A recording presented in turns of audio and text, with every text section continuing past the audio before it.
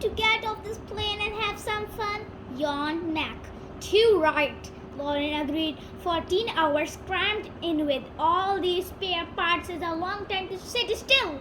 As soon as we land in Japan, the first race will be the fun fair to burn off some energy, laughed Lucky, and that will be just the first race I win this weekend, bragged Bruno.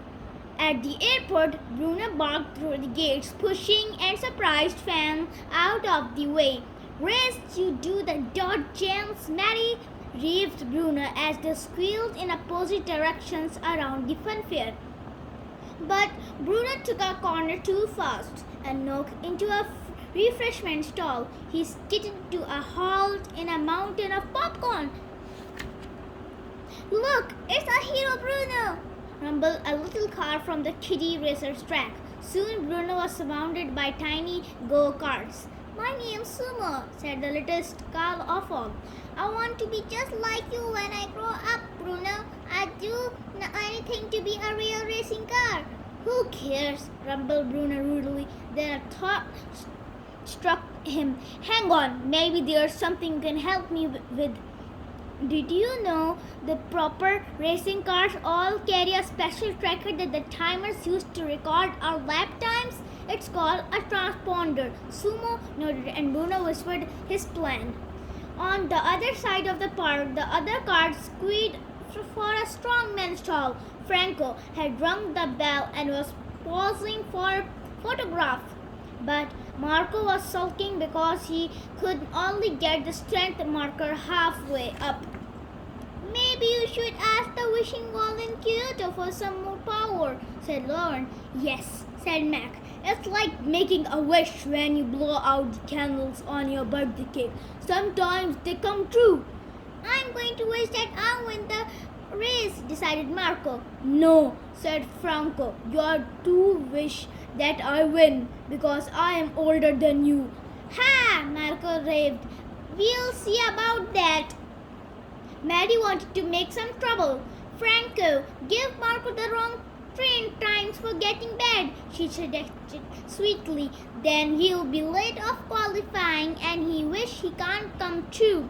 Great idea, growled Franco. Soon Marco was off the bullet train, not realizing he was missed the race completely.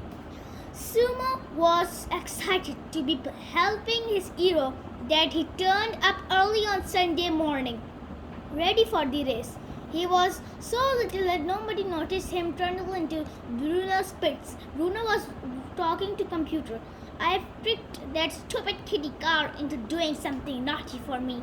Nice one, Bruno, crackled computer. And if the little car gets caught, we'll pretend we never met him. Little Sumo slipped away miserably.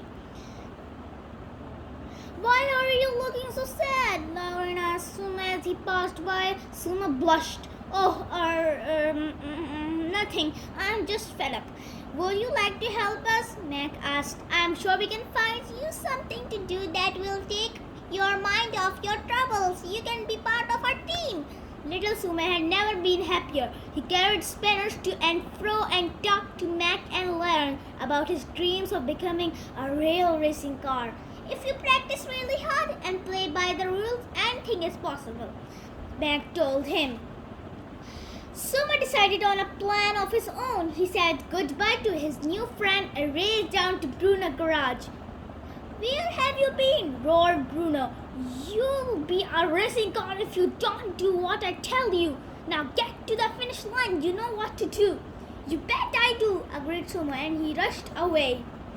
1, 2, 3, 4, 5, lights out! The race began. Sumo covered up the side of the track as a powerful car roared past. This is scary, he talked, not like my peaceful go-kart track. Each lap of the car, Franco went more slowly. I wish I hadn't tricked Marco, he thought guiltily. Where is he now? Maddie, who didn't care about the missing Marco, was flying around circuit. He was just about to lap Franco when he pulled out the overtake Lucky and bumped into her hard. Whoa! Squirreled Franco as he went into a spin. That's not fair, Maddie shouted as she smashed out of the car. I guess nobody asked the wishing well for either of us to win, said Franco.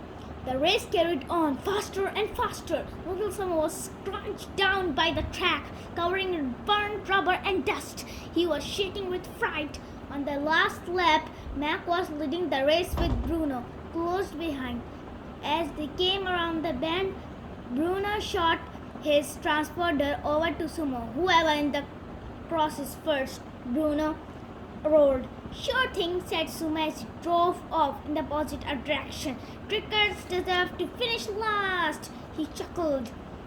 Meg and Lauren were surprised to see little Sumo as they drove across the finish line in first and second place. When Bruno saw that he had finished last in the race, he was so angry he went red in the paintwork. I'll get you, Pipsqueak, roared Bruno as he chased after Sumo, who was hurrying back to the safety of Funware. Quick, Mac, shouted Larry, we've got to help our little teammate. They raced after Bruno and all the cars followed too. I'll hide to the Dodgers, gasped Sumo as he raced up to the ring. But it was too late. Bruno rolled up behind him. The Sumo slid down the little ramp on the other side, but Bruno was too big to fit. I guess this one time you wish you were a little car too, teased Sumo as the all dozen cars crashed into Bruno again and again. Oh! He yelled, get off! This is just the place for you, Bruno, laughed Lucky. No rules and lots of bullying.